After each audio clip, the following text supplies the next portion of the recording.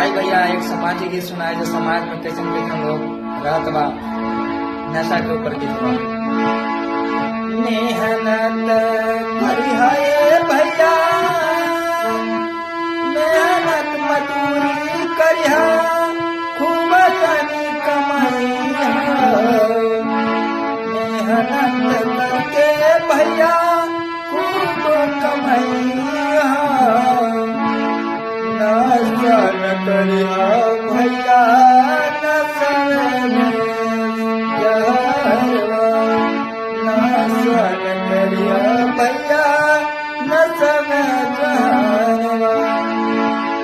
स्वास्थ्य सही रही सही जिंदगी बिताई बा। स्वास्थ्य सही रही जिंदगी बिताई